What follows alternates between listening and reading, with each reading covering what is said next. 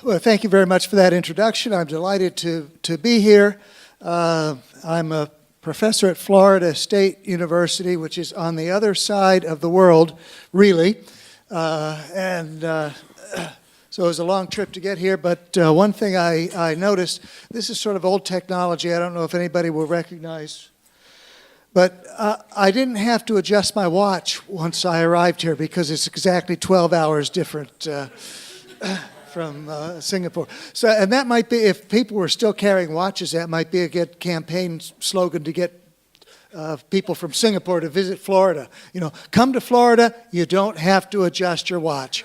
But let me start out by telling you an amazing story about how I got here. I mean, this is the other side of the world, and it's amazing how I got here. I climbed into an aluminum cylinder, and I traveled at 550 miles an hour, 7 miles above the surface of the earth to get here. Amazing. Now, okay, so you're saying, oh no, he just took the airlines. But now, let me tell you the amazing thing about it. Nobody's amazed that I could do this. Oh yeah, you just took the airlines. It's amazing. You just take it for granted. Sure, you just hop in an airliner. You can go anywhere in the world in almost no time. And this is just one example of the remarkable amount of economic progress that we just take for granted. I mean, when we look at what's going on in the economy, a lot of times we think income growth. I mean, we've had a lot, economic growth and so forth. But that economic growth would not be able to occur without the economic progress that leads to new goods and services, better methods of production, and so forth. So, and the airlines are not alone. I mean, when we think about the amazing economic progress that we've had, there's a huge amount of economic progress that we just take for granted. And I've been around for a few years now. So I remember when I was a child watching television, it was a black and white television. I remember the first time I saw color television, and we had 3 channels to choose from. That was good if you're in an urban area. 3 channels. Some people didn't have that many. Computers, I mean, again, just remarkable advances in computer technology. When I went to college, which was a good while ago, there was 1 computer in the whole school, and it took up a whole room. And so I was pretty impressed myself when I managed to buy my own computer and put it in my house. I have a computer in my house. Now, yeah, we just take it for granted. I'm also old enough, I remember the first time I saw a microwave oven. Pretty remarkable technology now. We just take that for granted. Advances in automobiles, cell phones. I'll tell you, when I was in college, I never, ever once called my parents. It's too expensive. Long distance calling was too expensive. I'd send him a letter once a week, and I'd tell him what I was up to. No, I didn't tell him everything. And I'd get a letter back from home. Here's what's going on at home. And so these days, I mean, it's remarkable with your cell phone. One of my kids who lives on the other side of the country, lives in Washington State, occasionally get a phone call from him. Hey, I'm here in a hardware store and I'm trying to decide, should I buy this? It's just, calling up on the phone. Partly that's remarkable because of the tremendous decline in the cost of long-distance calling. Really doesn't cost anything. But even that you have your phone with you in the store. I mean, it wasn't that long ago that phones were things that were attached to the wall by a cord, which meant you couldn't lose your phone. But so that technology, we kind of take it for granted, but that is part of the technology that's allowed such remarkable economic progress. Adam Smith said the division of labor is limited by the extent of the market, but the extent of the market, a lot of that's determined by who you can communicate with, who you're able to talk with, and so there's this remarkable economic progress that's taken place that's beyond economic growth. It's just not growth, but it's progress. We have not just more, but we have new goods, better goods, and services. And in this context, I mean, as I'm marveling at the remarkable economic progress, a lot of people, and I would say even a lot of economists, see some problems with the market. So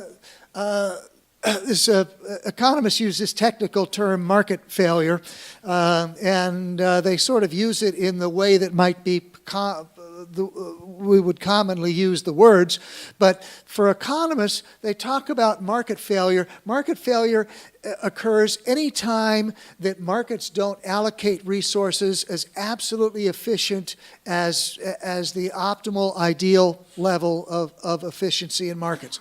And market failures, according to economic theory, market failures occur for a large number of reasons. I've listed some here on the slide, and if I had a lot more time, I'd talk about them all individually. Some of you be familiar with the terms externalities. Externalities, that's when some people impose costs on others. Air pollution is a common example of externality. Public goods, these are things that people say markets aren't really good at producing public goods, so the government needs to produce them. Monopolies that allocate resources inefficiently. Macroeconomic instability, we need the government to stabilize the economy. There's imperfect information, so maybe government can overcome some of those problems. Because of these market failures where government doesn't, or where markets don't allocate resources as efficiently as would theoretically be possible. But is government intervention really going to improve things? A lot of times that's wishful thinking, because what we're doing is we're comparing some ideal benchmark of efficiency, which we can probably never reach, with the way that real world markets work. So if we really want to look at the role of government in the economy and what the government's doing, we ought to be comparing not some theoretical ideal efficiency with real-world markets. We ought to be comparing real-world government with real-world markets. We're using an inappropriate standard when we talk about those market failures as a reason that government should get involved with the economy. We don't want to compare some theoretical unattainable ideal with the real-world market economy. Yeah, markets don't allocate resources as efficiently as they might, but governments don't allocate resources efficiently either. Would you rather have a bunch of government bureaucrats allocating resources or the creativity of the market? So that's the way we ought to be looking at things. So why doesn't government allocate resources as efficiently as possible? We might say similar things about the market, but there are two big reasons why government doesn't allocate resources efficiently: information and incentives. That the people in the government don't always have the information that would be necessary to allocate resources perfectly efficiently. So we talk about externalities, and some people are imposing costs on others. The government should do something. But what should the government do? And economists, in theory, we can draw up on the board and we can talk about optimality conditions, but in practice, the information that we need to implement those solutions just isn't available to government decision makers. So in theory, we can see some ideal solution, but in practice, the information's not available to implement those solutions. And then there's the problem of incentives. That even if the information is available to allocate resources efficiently, people in government don't always have the incentive to allocate resources efficiently. And this is a problem that I say is probably more commonly recognized by the person in the street than it is by theoretical economics sometimes. I mean, if we look at the incentives of people in government, one is people who have government power like to keep it. So elected officials, they have a re-election motive, and I'm sure we see this in Singapore, elsewhere. In the United States, it's especially visible. We know that politicians are suggesting policies because it's going to help them to get support. It's going to help them to get reelected. It's not necessarily that they're efficient policies. It's not necessarily that they're policies that are going to allocate resources better, but rather policies that'll get support for incumbent politicians by some special interest groups or something. So elected officials, there's that re-election motive. And for government bureaucrats, one of the big incentives for government bureaucrats is that they want to increase their budgets. They want to get more resources into their agencies. There's a lot of reasons for that. Of course, one is you have more money. Maybe that'd be more money for you. And if you want a higher income, if you can increase your government budget, that's good. But there are a whole bunch of other reasons also. People might not be interested only in the amount of income they have. How about their prestige? But again, the bigger your budget, the more prestige you have. How about power? And again, the bigger your budget, the more power that's going to give you. And if your budget grows, a growing agency, that leaves room for promotions for people. People can move up behind you. A stagnant agency, well, not so much of alternatives for promotion. And worse yet, if your budget gets cut, you might even have to lay people off. So there are a lot of reasons that government bureaucrats they're looking for larger budgets, not necessarily for more efficient resource allocation. And so what we ought to be doing is using the same standards to evaluate government allocation of resources as we use to evaluate market allocation of resources. And economists have made some progress along those lines. Some of you be familiar with the subdiscipline of public choice. And the whole idea of public choice is to use those same tools that we use to evaluate markets to evaluate the way that governments make decisions. So let's look at the information problem. And I'm thinking not necessarily about governments or markets here, but just information in general. How can we best use information in our economy? And we look at the characteristics of information in the economy. First of all, information tends to be decentralized, that everybody has different information that other people don't have. The panel that we just had before, listening to all of these entrepreneurs talk, everybody has their own individual ideas. And if you went down the line and asked those entrepreneurs, each person knows something a little bit different, maybe a lot different from the person sitting next to them. Information is decentralized, and so we need to figure out, if we're allocating resources, what's the best way to use that decentralized information. And in a market economy, the information is used by the people who have it, as opposed to in a government bureaucracy where information has to be passed up.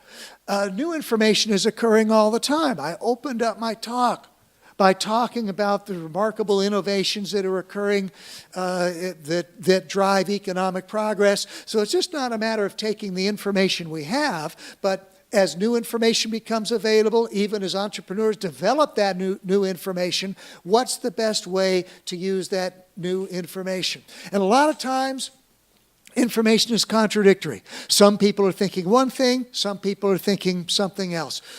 You see this in the stock market every day. Somebody sells a stock, somebody else buys it. What does that mean? You know, one person is more optimistic about the prospects of a company's future, another person's more pessimistic. And so there's contradictory information. And not only, that one individual has some information that's contradictory to another individual, but even the same individual, you have information that comes to you, some of it's positive, some of it's negative, and so we need to figure out what's the best way to deal with that contradictory information that everybody has.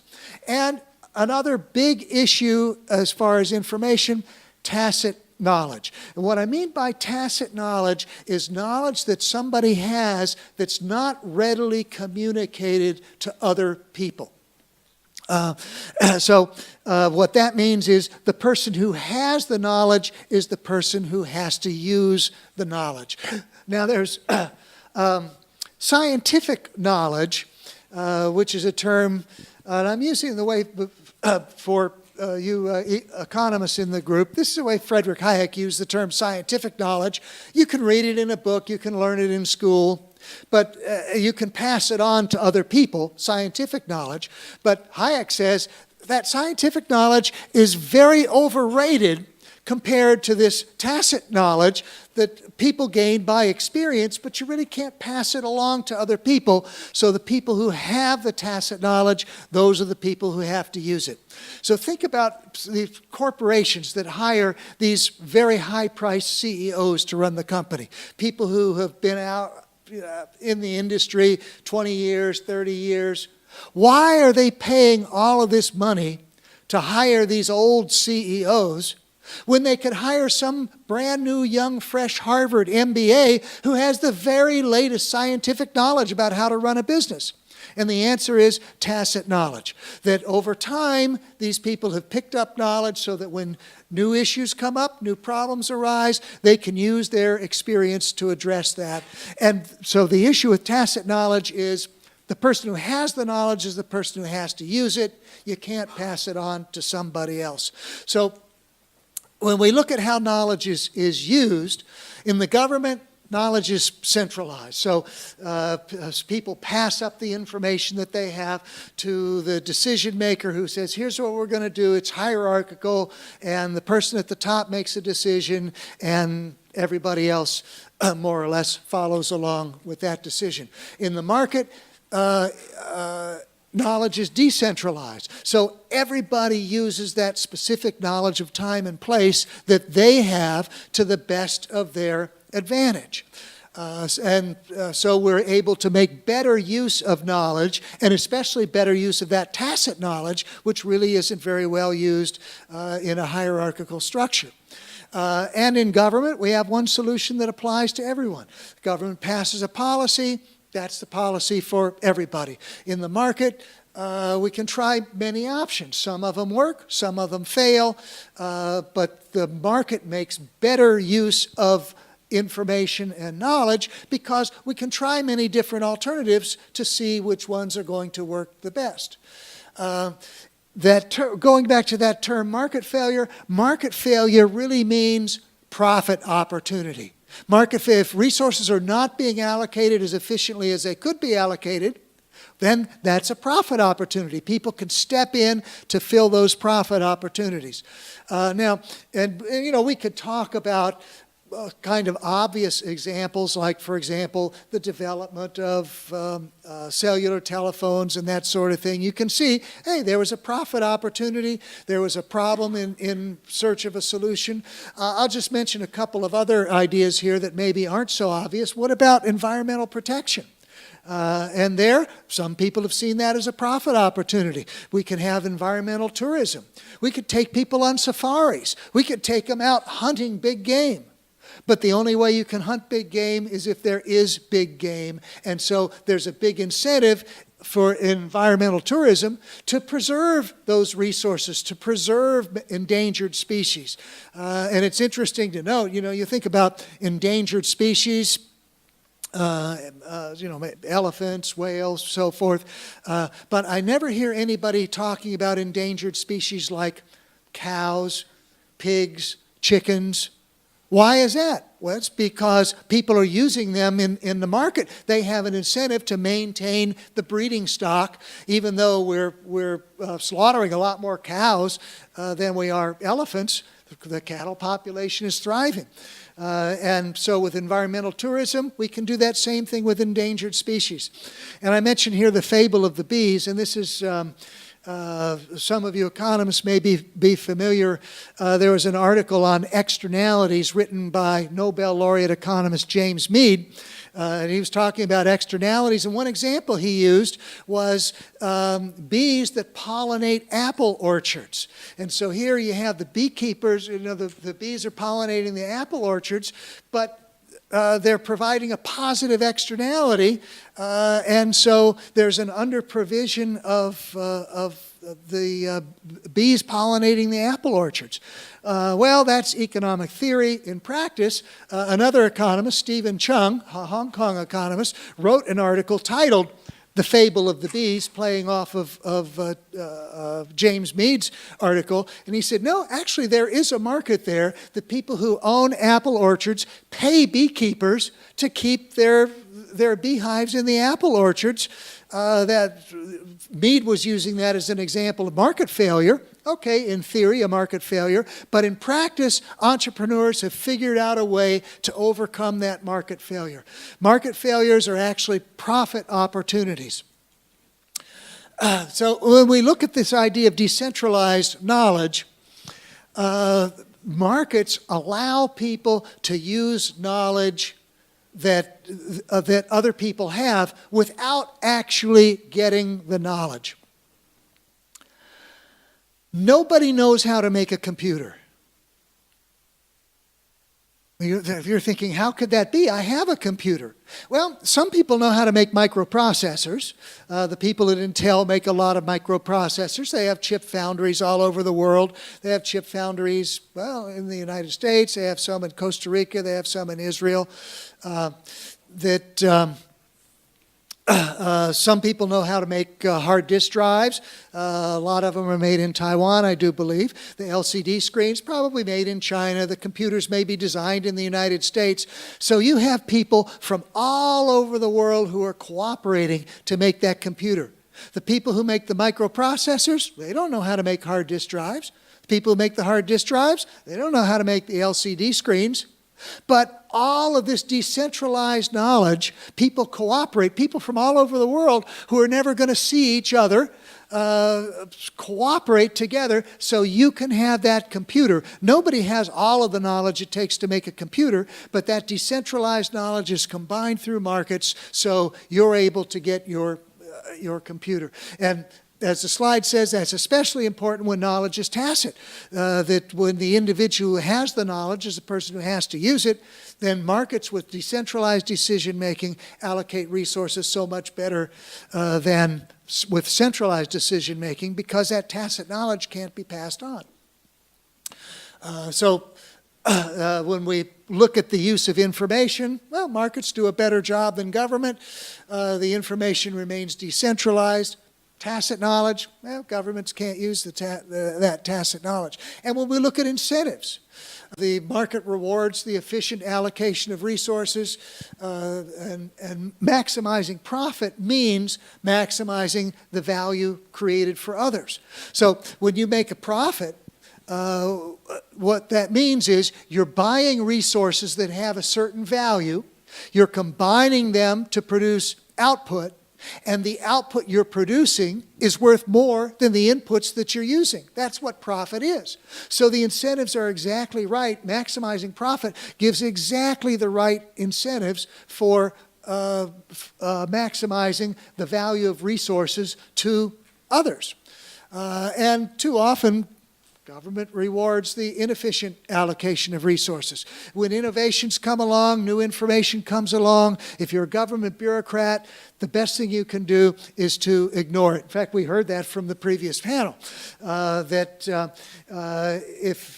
it's really a good innovation and you implement it, well, there's no profit to the government bureaucracy from that, and the credit may just go to your whole department.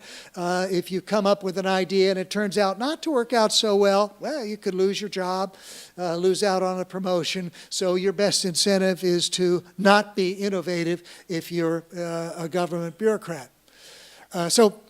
Economic growth is the result of economic progress. That you couldn't have the amount of growth that you have in an economy without having the progress that goes along with it, without new and improved goods and services, more efficient methods of production. So instead of baking bread in our wood stove here, now we have the microwave oven. And we see that throughout the economy. economic progress. Instead of the telegraph, we have our cell phones. Instead of horse-drawn transportation, we have automobiles. Instead of washing by hand, we have automatic washers. And my mother said one time, I don't know if she was kidding me or not, she said, as far as she was concerned, the biggest improvement in the 20th century, the biggest economic improvement was permanent press clothing. That's because she, before permanent press clothing, women spent a lot of time ironing. And I should have had a picture there of an iron. Irons used to be made out of iron.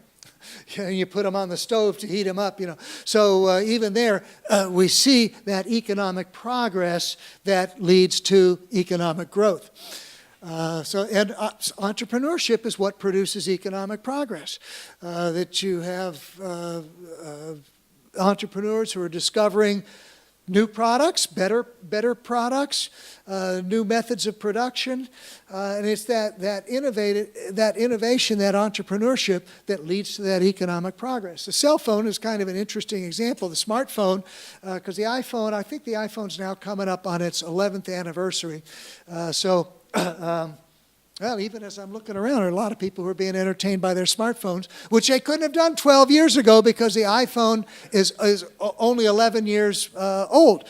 And when Steve Jobs came up with that idea and was pushing the idea of the iPhone, and a lot of the industry experts were saying, oh, it's going to be a niche product, that people like to have phones with keypads on them, so it'll be a niche product. Well, it turns out they were wrong, and Steve Jobs was right on that.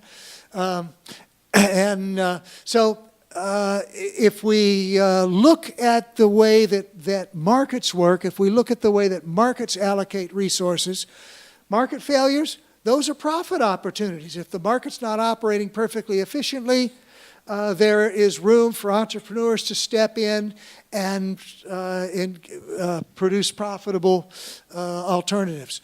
Market incentives reward entrepreneurs for allocating resources efficiently. They penalize entrepreneurs for allocating resources inefficiently. As I said before, that profit gives exactly the right incentive for resource allocation. If you take resources and combine them into output that creates value for the economy, that's profit. That profit is the value that's created for the rest of the economy. If you take resources and you combine them into output that's worth less than the value of the resources, you're imposing a cost on the economy, but that's a loss. It's the entrepreneur that suffers the loss. So the remarkable increase in the standard of living that we've enjoyed, it's the result of entrepreneurship. It's the result of innovation, and we couldn't have economic growth without that economic progress that drives economic growth, and it's entrepreneurship that leads to that economic progress. So let me close with that, and thank you very much. It's great to be here in Singapore. Okay. So we have one or two questions. We'll just take two questions. Hi, Professor Holcombe. I'm sure that all economies are mixed economies. Okay, so it's a commonly held belief that we can have the best of both worlds, the best of market efficiency and the assurance and the safety net of government, so that government and private markets can work together to have the best of all worlds. That's a commonly held belief. What would you say to someone who holds that kind of belief? So we'll just take all the questions and then let Professor Holcombe answer all of them at once. It's up to you. Hello. Can you guys hear me? Is it on? Okay, yeah, sure. I have two questions. Thank you very much for the talk. It was very, very nice, and I learned a lot, even as an economics major, like a lot of years ago. So my question is, what's your take on President Donald Trump election? Given that, no, it's a serious question, because just now you mentioned that we use the same standards, economic standards, to measure market economy and to use it on government as well. So I want to know what's your take. And second question is that you mentioned that maximizing profit means maximizing the value created for each individual. So I'm very curious about your take on the widening income gap that the world faces, especially in the developing world. Thank you. Hi, Dr. Holcombe. I'm actually an economics major myself, and a lot of things I've learned in macroeconomics is that you say a lot of things about how governments allocate resources inefficiently and reward inefficient industries, but the problem is in macroeconomics we learned that during the GFC, when a recession happens, a lot of the economy is stuck in a rut because people are more risk averse and they don't tend to invest, or they don't want to invest in the economy, and they tend to save. And most of the time, if the central bank tries to intervene, it tends to get stuck in the liquidity trap. So what happens then, the macroeconomists will tell us that the government needs to step in and invest in the economy to bring it out and revive it, take it out, and basically revive the economy. So how could you say that the government rewards inefficient markets when if they invest in the economy and pump in money and do deficit spending, the economy revives and new industries grow and new entrepreneurs come into the market? Thank you. Yeah, okay. Let's just let Professor Holcombe reply first. I think there's quite a few questions. Yeah, let me see if I can remember all those questions and address them. First of all, let me start out with the question on the mixed economy, because that's a good question. And I think there is definitely a role for government to play in the economy, but I don't think the mixed economy idea is the right metaphor to think about that. That government serves a very valuable role in the economy by protecting property rights, by enforcing rule of law, and by allowing markets to work to create a level playing field. Actually, I'm on a panel tomorrow, and I'm going to talk a little bit more about that. Now, as far as a mixed economy, a lot of times what we tend to think about with a mixed economy is, well, some things are produced in the market, some things are produced with government. In a lot of countries around the world, I actually don't know about Singapore, electricity is produced by the government, phone service is produced by the government, and so forth. And there, when the government gets involved in producing goods and services, there's where you run into inefficiency. So I think the role for government in the economy is to create a level playing field, to protect property rights, to enforce rule of law, and allow markets to innovate and allow markets to produce goods and services for people. As far as Donald Trump, oh, that's a tough one. I'm not really that much of a fan of Donald Trump. I think he's done some good things in the time he's been in office. I think he's also done some negative things. I also think there's a high entertainment value from having him in office.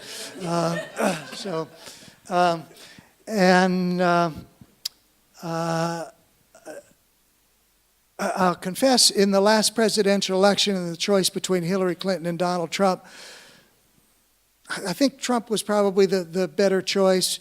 I did vote in that presidential election, and I did not vote for either one of them.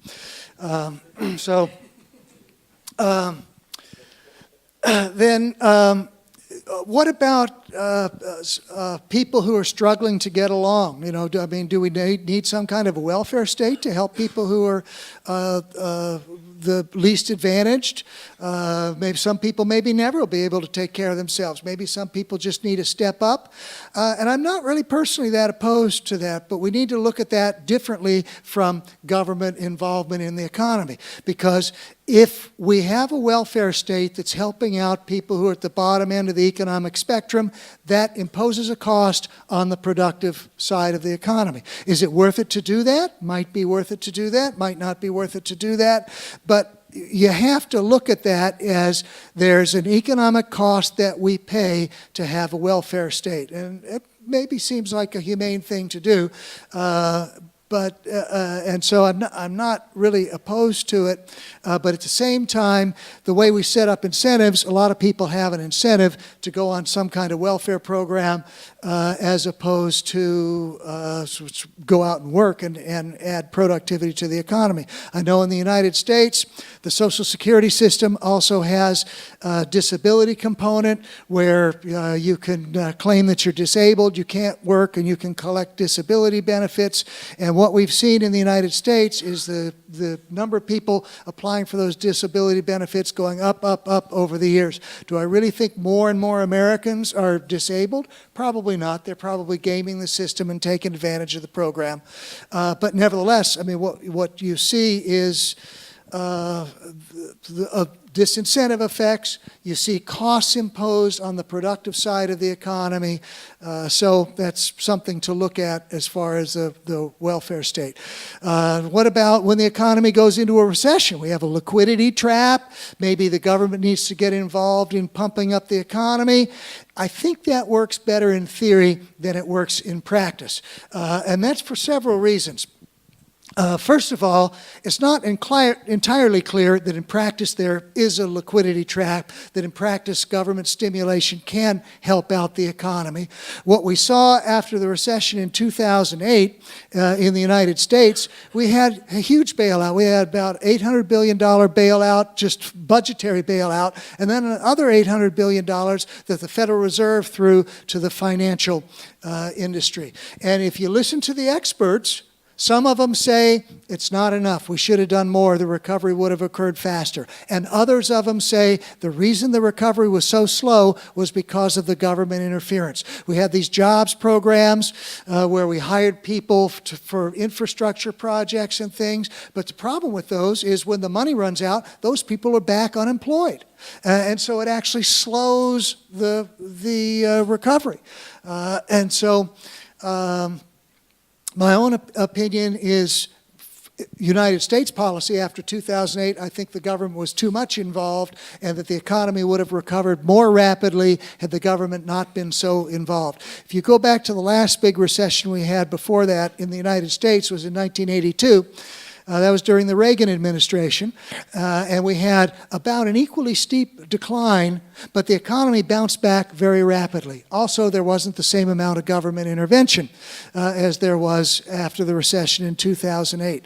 So this goes back, it goes back to one of the problems I mentioned, the information problem. In theory, we can say, oh yeah, I can draw up on the board about how government stimulus could improve the economy, but in practice, even if that's true, we don't know what the optimal amount of stimulus was after the 2008 recession. Like I say, we saw some economists saying it was too much. Other economists saying, no, it was too little. The information is just not there to implement a good program.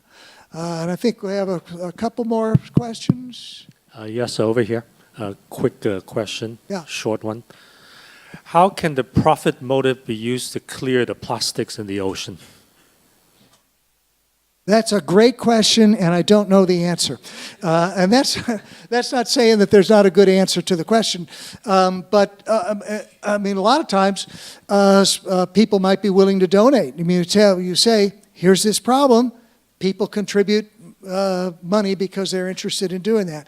But see, there's where the advantage of entrepreneurship comes in, because you're asking me, one person, that question, and I don't know that much about environmental policy, so I'm really not a good person to ask the question.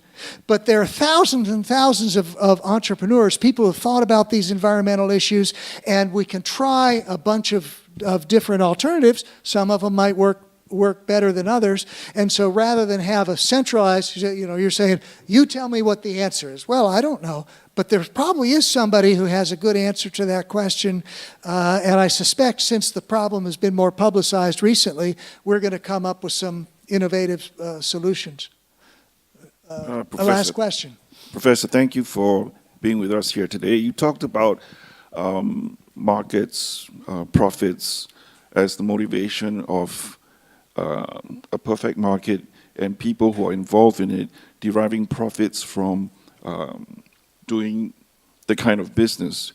But in the last 2 decades, we're seeing more and more corporate lobbying in Congress, and this has led to the balkanization of trade blocs, specifically the TTIP and the TPP.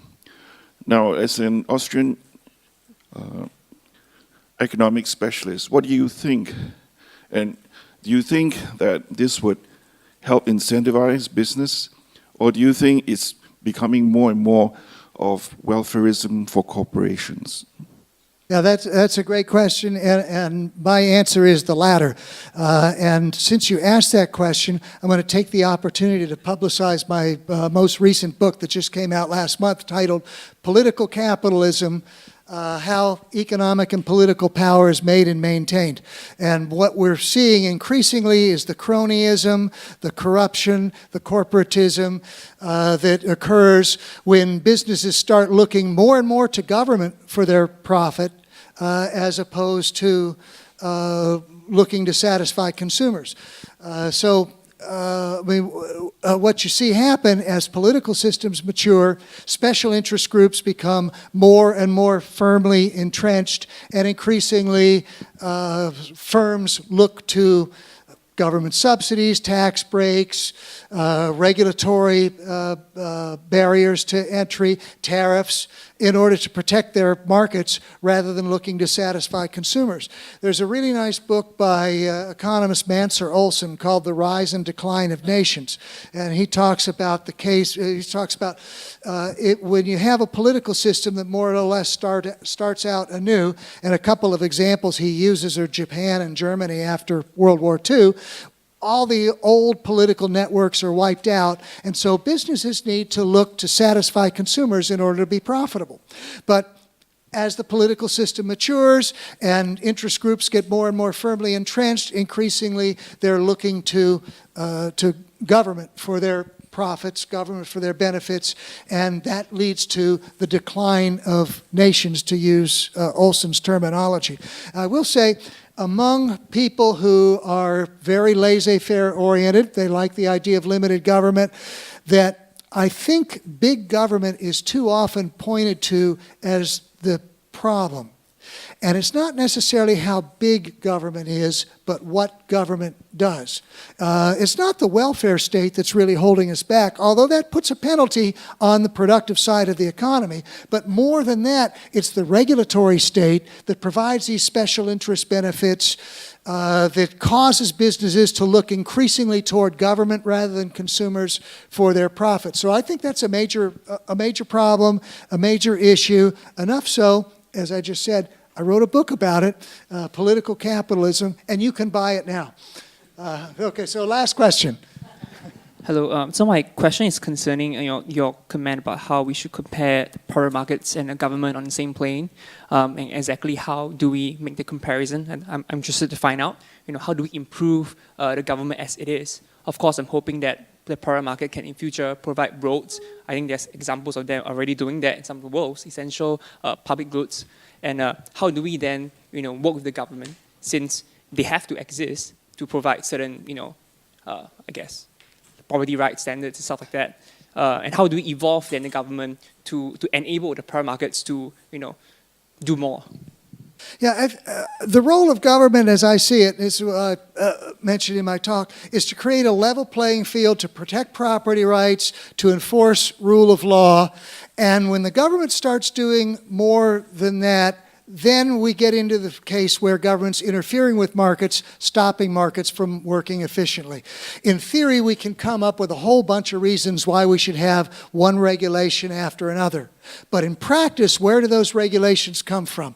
A lot of regulations come from the businesses themselves suggesting regulations that keep their competitors out of markets, that impose costs on their competitors. And so, while in theory we might come up, hey, here's a good idea, here's a good regulation, in practice, the way regulations are designed, they're designed by special interest groups to protect those interests. And so the way I'm viewing it, it's the regulatory state that's really the bigger impediment to free markets and the operation of markets, the operation of entrepreneurs. I mean, we heard from some entrepreneurs in that last session who were talking about the way regulation is stopping them from engaging in profitable business. The market's pretty good at policing poor business practices.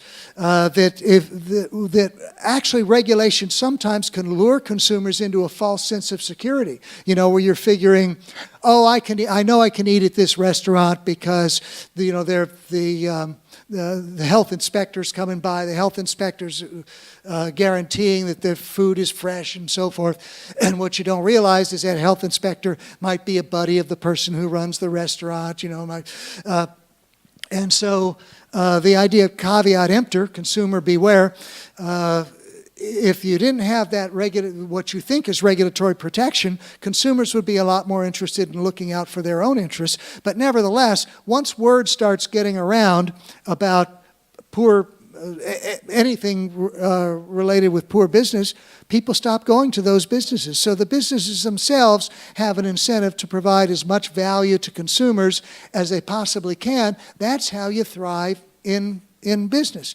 So the fact that we need the government to protect us, no, we don't need a nanny state, that consumers are better off looking out for their own interests and leaving government out of it. So thank you very much for your attention. It's great to be here in Singapore. Appreciate the opportunity.